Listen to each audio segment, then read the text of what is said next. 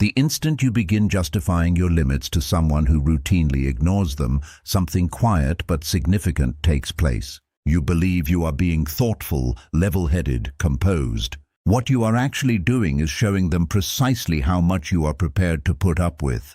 And the people who do not deserve your patience do not fail to understand your limits. They measure them. They observe how many times you will repeat the same thing. They calculate how little it costs them to step past your line. And when that cost is low enough, they will step past it again without hesitation.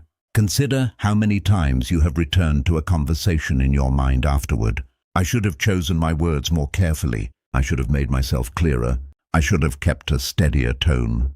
But nothing ever changes, because the problem was never the way you expressed yourself. The problem was what you were hoping for. Stoicism presents an idea that is both unsettling and deeply liberating. Your responsibility is to your own conduct, not to persuading others to acknowledge it.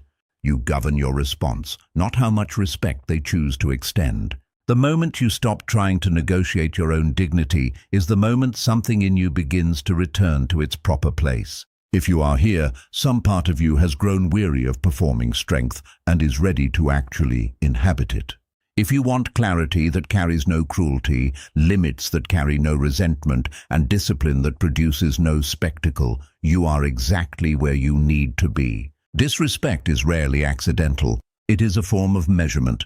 When someone consistently interrupts you, makes quiet jokes at your expense in public, treats your perspective as irrelevant, or nudges at your limits in ways that seem small but feel deliberate, they are not simply thoughtless. They are gathering data. They are running a quiet experiment. The question they are asking without ever speaking it is, how much space do I have with this person? And the answer they receive comes entirely from how you respond. Most people operate under the assumption that disrespect is emotional, that it emerges from frustration, misunderstanding, or a bad day. Sometimes that is true, but far more often it is calculated. It is a measured probe designed to test the level of resistance in front of it. When there is no resistance, the probe becomes more aggressive the next time. Think of the last moment someone crossed a genuine line with you. Perhaps they spoke over you without acknowledgement. Perhaps they turned something personal you shared into material for a laugh. Perhaps they made you feel diminished in the presence of other people. What did you do in that moment? Did the heat rise in your chest and come out as anger? Did you attempt a careful explanation, hoping that enough clarity would finally produce the respect you deserved? Or did your eyes drop and you said nothing, hoping the moment would dissolve on its own? Every single response teaches them something. Anger communicates emotional investment, that they can reach you. Silence communicates conflict avoidance, that they can continue without consequence. Lengthy explanation communicates that you require their validation, and the need for approval is the simplest lever anyone can pull. Much of what hurts in these moments is not only the act of disrespect itself, but the story you construct about what it signifies. That story determines your reaction, and your reaction becomes the instruction manual they study and return to. Need is leverage. The moment another person senses that you require them to see you as reasonable, worthy, or good, the balance of the exchange tilts toward them. You may genuinely believe that if you can only articulate your position clearly enough, respect will follow. But if respect had ever been a function of clear explanation, it would already be present. When you over-explain, you do not reinforce your limit. You reveal that it is negotiable. You are signaling, without meaning to, that your line can be moved through discussion. This is why the disrespect continues. It is not a result of confusion. It is a result of information you provided. The more consistently you react in expected ways, the more predictable your responses become, and predictability transfers control to the person holding the test. This is the point at which a quiet shift begins to occur internally. Rather than responding like someone being evaluated, you begin to observe like someone conducting the evaluation. You start identifying patterns. You stop asking why they are doing this to you and begin asking what they are attempting to extract: a reaction, superiority, dominance, attention. Once you can see the pattern, your emotional temperature changes. You are no longer caught inside the moment. You have stepped just outside of it, watching it with some distance. When you pause, even for a handful of seconds, you interrupt the test. You stop supplying immediate data. That pause contains real strength. Not the kind that announces itself, but the quiet kind that requires nothing from anyone in order to exist. When someone delivers a cutting remark and you do not rush to protect yourself, something shifts beneath the surface. You are not yielding. You are assessing, deciding whether what was just said deserves to enter your inner world at all. When you genuinely understand this, something about disrespect begins to lose its edge. It stops functioning as injury and starts functioning as information. The person probing you is revealing something about their own nature, far more than they are saying anything definitive about yours. The discomfort does not vanish entirely because sometimes their words find their way to a soft place you already carry. That is precisely why certain things sting while others pass without registering. Carl Jung wrote that everything in others that irritates us has the potential to lead us toward a deeper understanding of ourselves. When someone's disrespect lands with unusual force, it frequently touches a wound that has not yet been fully attended to. Recognizing that is not an admission of fragility. It is a form of clarity. If you know where your sensitive areas are, you become far more difficult to manipulate. You no longer react from surprise. You respond from awareness. The real change is therefore not about developing sharper responses. It is about shifting your internal posture. You stop walking into interactions hoping to receive validation. You stop assuming that fairness is built into the situation. You begin to understand social exchanges as transfers of energy. When someone disrespects you, they are proposing a transaction. They provoke in order to receive a reaction. If you offer them anger, apology, or desperation, the transaction succeeds. They leave the exchange feeling confirmed in their approach. But when you respond with composed observation or with simple stated fact, the transaction fails. The energy they expected does not materialize. That absence carries more weight than any rebuttal ever could. This is not about becoming indifferent or withdrawn. It is about becoming intentional. You choose when to engage and when to step back. You respond with what is factual rather than what is charged. If someone claims you never contribute, you state what you have contributed. If someone tells you that you are too sensitive, you acknowledge their view without absorbing it as truth. You are not trying to persuade them. You are not trying to prevail. You are simply holding your position without drama. Over time, this consistent approach changes how you are perceived. The test stops producing a reward, and this is where the deeper pattern becomes visible. Disrespect only sustains itself where it continues to find a point of entry. When you stop reacting automatically, when you stop defending your value, when you stop requiring the other person to recognize what you already know about yourself, the dynamic begins to shift. It may not transform overnight. They may press harder initially, checking whether the old response has only been temporarily suspended. But when your internal posture holds steady, the script breaks. You are no longer following the one they wrote for you. You are authoring your own. And once you begin responding from the position of the examiner rather than the examined, the test loses its authority over you. The first internal movement is toward what might be called clinical detachment. Not coldness, not cruelty. Detachment. These are distinct from one another, and the distinction matters. Coldness is the shutting down of feeling. Cruelty is the desire to inflict pain in return. Detachment is the capacity to observe what is happening without being consumed by it, to step half a pace back within your own mind and watch the exchange rather than be swallowed by it. Picture a researcher standing in a laboratory, watching a reaction unfolding inside a sealed container. The solution changes color. The temperature rises. The reaction intensifies. But the researcher does not become alarmed. They do not take it as a personal affront. They observe, they record, and they adjust based on what the data shows. That is the internal orientation you are developing. The next time someone treats you with disrespect, notice the first impulse that arrives. The instinctive question the mind reaches for is, how could they do this to me? But that question places you at the center of the storm and keeps you there. Replace it gently with a different one. What are they attempting to get from this? Attention, a sense of superiority, control, a predictable emotional response. When you redirect your attention from your own wounded feelings to the mechanics of what is actually happening, something measurable changes. The emotional charge drops. You begin to see the behavior as a strategic pattern rather than as a targeted attack on your worth. And once you can see it as strategy, you can respond to it strategically. This is where steadiness begins. When you stop seeing the other person as an adversary and start seeing them as a pattern. Patterns are predictable. Patterns can be observed. Patterns can be managed. Marcus Aurelius reminded himself that the power he possessed was over his own mind, not over external circumstances, and that recognizing this was where genuine strength was found. That strength does not argue. It does not demonstrate itself. It simply declines to give up the interior space where choices are made. Disrespect may still arrive, but it no longer governs your response. There is a paradox concealed in this approach. The moment you cease requiring others to understand you, you become considerably harder to provoke. When their validation is no longer something you need, their words lose the hook they previously had.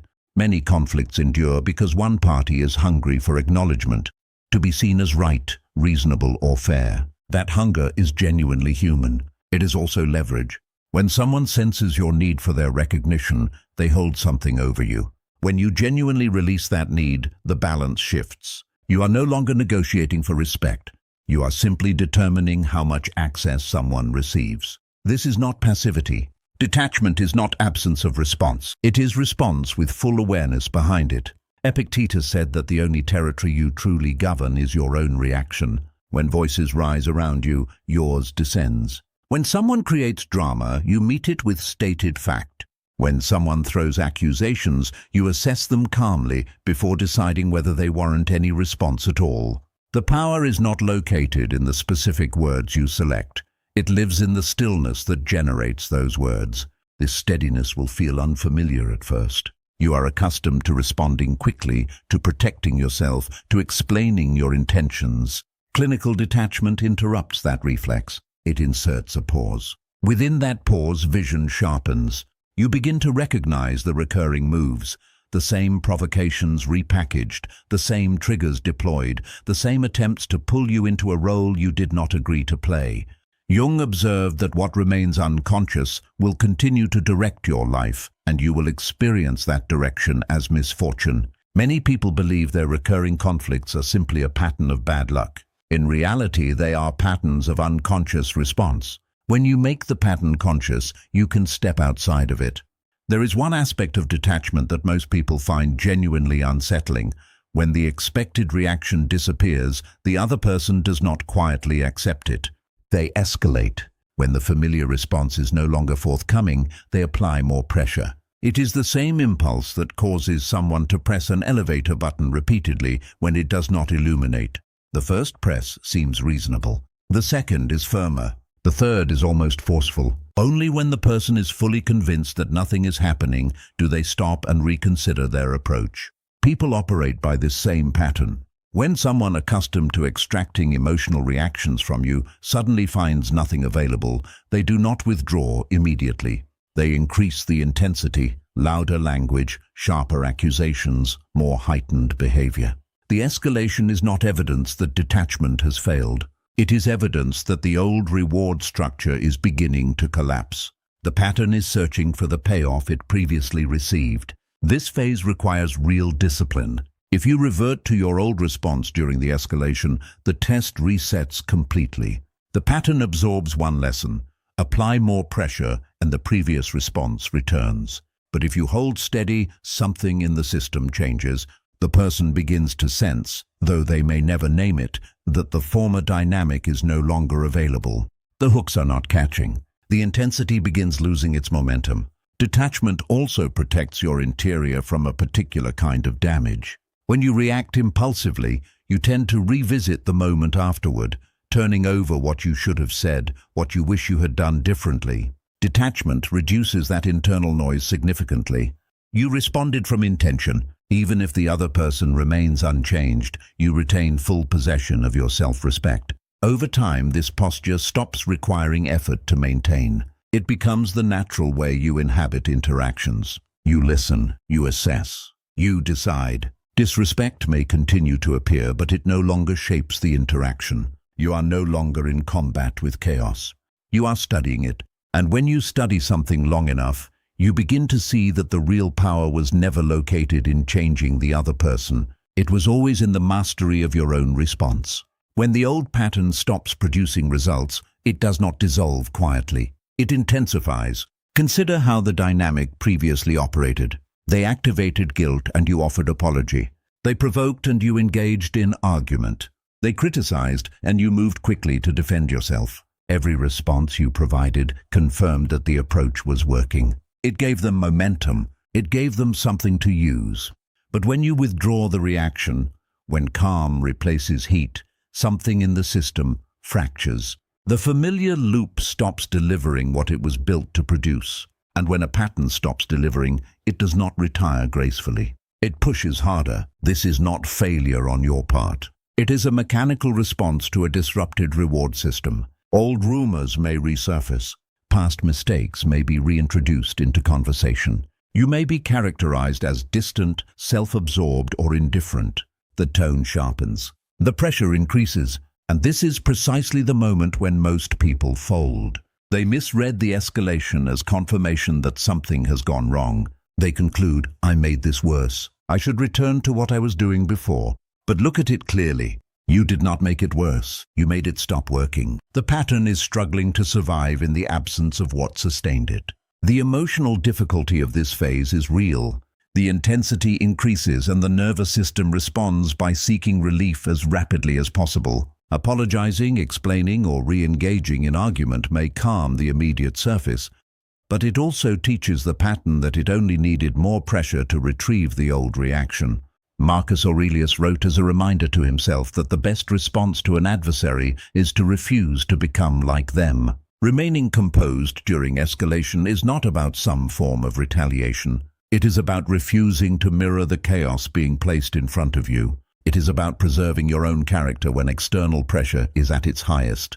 There is something genuinely clarifying about recognizing that escalation is predictable. It stops feeling like a personal attack and begins feeling like a mechanical process. Jung observed that what you resist tends to persist. When you meet the behavior with emotional force, you supply it with fuel. When you meet it with restraint and factual response, you starve it. This does not mean remaining in situations that are genuinely harmful or tolerating behavior that crosses into abuse. It means that in the heat of the specific moment, you refuse to deliver the exact reaction the other person came looking for. You remain centered. You use plain language. You keep your engagement to what is concrete and factual. And when withdrawal is the appropriate response, you step back without theater. Epictetus said that the person who does not govern themselves is not free. Freedom, in this context, has nothing to do with commanding others. It is the mastery of your own impulses when pressure mounts. Anyone can maintain composure when circumstances are easy. The genuine test arrives when accusations are loud and emotion is running high. The composure you maintain in those conditions sends a signal more powerful than any argument could, that your conduct is no longer dictated by someone else's emotional state, and that your limits do not require their agreement in order to hold. Seneca wrote that whoever angers you has conquered you. In the context of escalating pressure, that is not a philosophical observation. It is practical guidance. If the pressure rises and you lose your footing, the old pattern recovers its ground. If the pressure rises and you stay anchored, the pattern begins to break apart. It takes time. It requires repetition. But human behavior adjusts when the reward disappears. Eventually, the effort of pressing the same button over and over becomes exhausting with nothing to show for it. The other person either shifts their approach or redirects their energy towards someone who still provides the expected response. This period can feel isolating because you are interrupting a familiar rhythm. There will be moments of self-doubt. There will be a sense of being misread. But something else grows in that space. You begin to recognize with increasing clarity how many of your previous reactions were actually attempts to restore comfort rather than genuine expressions of strength. Real stability, you start to understand, is quiet. It does not perform. It does not require recognition. It simply remains where it is. And a further realization follows. The escalation is not only about the other person. Your own patterns of habit protest when you begin changing them. The mind reaches for the familiar script because familiarity feels like safety. Staying composed during escalation is as much about conditioning your own responses as it is about anything the other person is doing.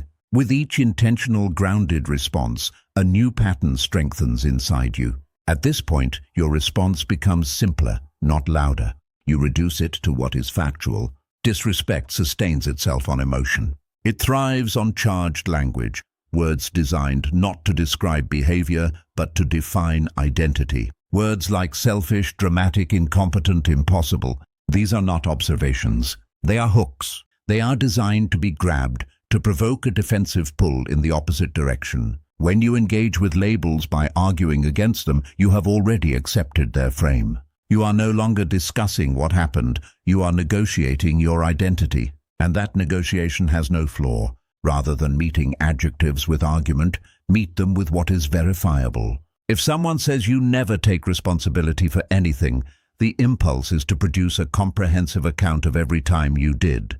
But that list carries emotional energy, and emotional energy is what the exchange is feeding on. A more grounded response is short and concrete. State what occurred. Leave it there. No elevation in tone, no defensiveness in posture, just reality offered plainly. If someone characterizes you as excessively sensitive, you do not analyze your emotional history or defend the legitimacy of your feelings. You pause. You meet their gaze steadily. You say simply, "That is your perspective," and then you return your attention to wherever it was before the comment arrived. The energy dissipates because you declined to participate in the confrontation that was prepared for you. Notice precisely what occurred in that exchange. You did not absorb the label as truth. You also did not retaliate with a counter-label. You stepped outside the emotional current entirely. Without friction feeding it, the fire loses what it needs to sustain itself. Most prolonged arguments continue only because both parties keep supplying the fuel. When one person withdraws their supply, the combustion weakens on its own. This is not the suppression of your voice. It is the exercise of judgment about when and how your voice serves you. There is authority in restraint. There is genuine power in declining to argue about who you are. This approach can seem almost too plain to be effective, and that simplicity is precisely why it works. Elaborate defenses, dramatic rebuttals, pointed sarcasm, these are signals that something internal remains unsettled. They reveal investment. When your response is brief and measured, it signals that you are not unsettled. Marcus Aurelius reminded himself that distress arising from anything external does not originate in the thing itself. It originates in the judgment you form about the thing. When someone directs a label at you, the disturbance begins in your interpretation of that label. If you receive it as a verdict, it produces a strong reaction. If you receive it as noise, you remain where you were. Even so, certain words still land with weight. That is where a deeper layer of the work begins. Why does a straightforward insult sometimes feel like it is assessing your entire worth? Why do particular phrases continue to echo after the conversation has ended? The honest answer is rarely about the present moment in isolation. It is about uncertainty that was already there, quiet fears, unexamined insecurities that predate the person speaking. Recognizing this is not the same as agreeing with what was said. It is becoming aware of your own interior territory. If someone accuses you of being incompetent and the accusation settles in your mind for days, examine which part of you already held that doubt. If someone suggests you are undeserving of connection and it shakes something fundamental in you, notice where that fear was already living before they spoke. The insult is a trigger, not the origin. Once you can see that clearly, the words begin losing their authority. They are no longer defining you. They are pointing at something that was already present and that still needs your attention. Epictetus said that the reaction, including what you choose to believe, is within your governance. When you have genuine clarity about your own strengths and your own areas of growth, you become far less vulnerable to being destabilized by someone else's characterization of you. Where their criticism contains something accurate, you can address it from within, quietly and without drama. Where it contains nothing accurate, you can release it without effort. The determining factor in both cases is your own interior assessment, not the pressure of their delivery. Here is the part that is most difficult to acknowledge. Sometimes the insult lands so hard because some quiet part of you wonders if it might be true. No one particularly enjoys admitting that. If a stranger passing you on the street said something completely absurd about your character, it would register as strange at most. It would not stay with you. But when a particular insult remains in your thoughts long after the conversation has ended, its persistence has less to do with the force of what was said than with the resonance it found inside you. The sting originates not only in their voice, it finds its echo in your own. Most people define strength as the capacity to produce the ideal response, the cutting remark delivered with precision, the composure that looks effortless, the posture that signals confidence. But the more substantial form of strength is less visible. It is interior clarity. When someone's words cause genuine pain, the question worth sitting with is not how to respond to them. It is what part of you responded so intensely. Was it the fear that you are fundamentally insufficient? The fear of being permanently excluded? The fear that others see a weakness you have been working to conceal? The insult did not place those fears inside you. It found the ones that were already there. And once you see that, the entire situation reorients. You are no longer simply in an exchange with the other person. You are encountering something in yourself that has been waiting for your honest attention. People who consistently rely on disrespect, whether or not they are conscious of doing so, have a particular sensitivity to where insecurity lives in others. They experiment with different approaches, the way someone might knock on a series of walls, listening for the sound that indicates a hollow space. They release words into the air and watch for the response. The flinch tells them they found something. Defensiveness confirms it. Withdrawal confirms it differently. Over time, they learn which particular phrases reliably produce a reaction, and they return to those phrases. This is not mysterious. It is pattern recognition at the most basic level.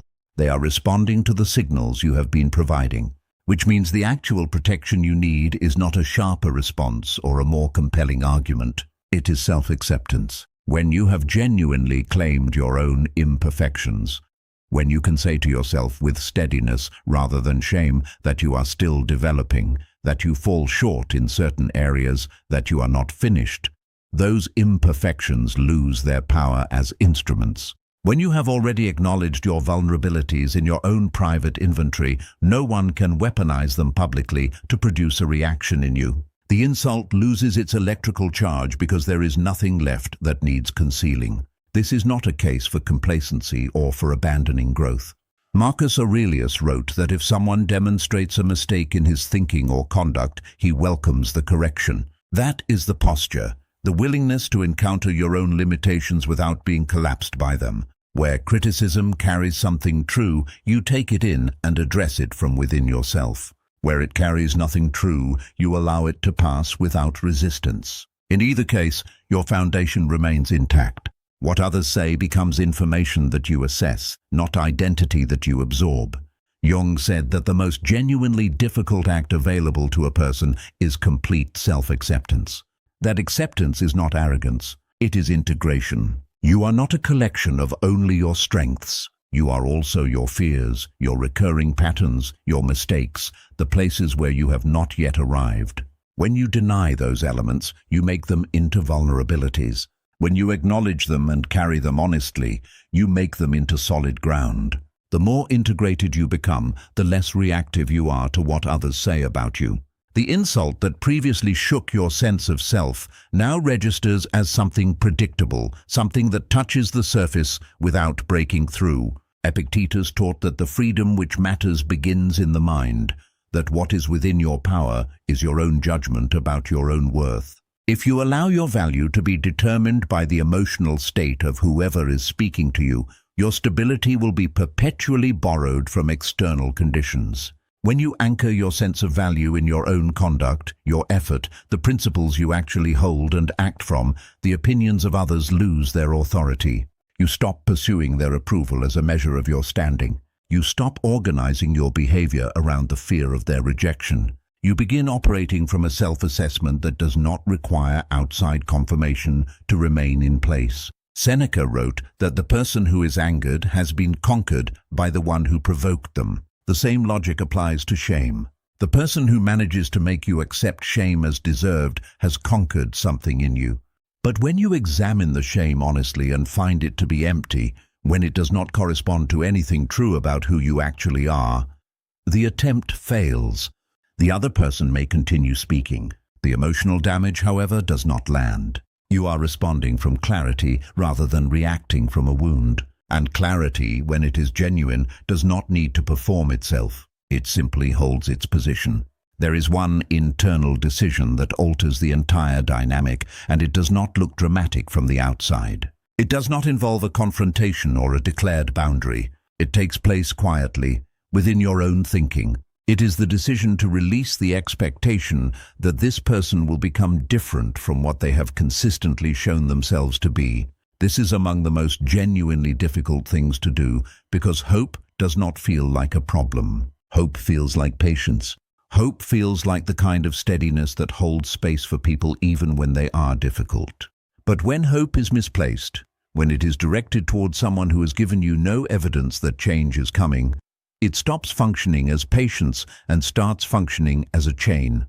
For as long as you carry the private belief that they will one day see clearly, apologize with full sincerity, and become the version of themselves you once glimpsed or imagined, you remain emotionally tethered to a future they may never produce. You continue explaining because you believe the next explanation will be the one that reaches them. You continue the argument because you believe this will be the time they acknowledge being wrong. You wait because you believe the version of them you once connected with will eventually reappear. That hope keeps you oriented toward something that the evidence does not support. The difficulty is not that hope itself is a problem. The difficulty is illusion. When you evaluate someone through the lens of who they might become rather than who they have consistently been, you are working from a distorted picture. You excuse patterns that have already demonstrated themselves clearly. You minimize repeated disrespect because you believe the next interaction will be different. Each time it is not, the disappointment is deeper than the last. Seneca wrote that we suffer far more in imagination than in reality. A significant portion of that suffering comes from the change we continue imagining, the apology we replay in our minds, the shift in approach we picture finally arriving, the moment of genuine recognition we have constructed in such careful detail. Reality holds steady. Expectation generates the pain. Releasing this hope is not the same as becoming bitter toward the person or toward people in general. It is the act of seeing with greater accuracy. It is looking at the person in front of you and acknowledging, without anger and without dramatization, that this is who they are right now. You do not attach additional significance to that acknowledgement. You do not construct a narrative of grievance around it. You simply allow it to be true. Marcus Aurelius prepared himself each morning by reminding himself of the range of human behavior he would encounter. People who would be difficult, thoughtless, ungrateful, dishonest. He did not write those reminders in order to develop contempt.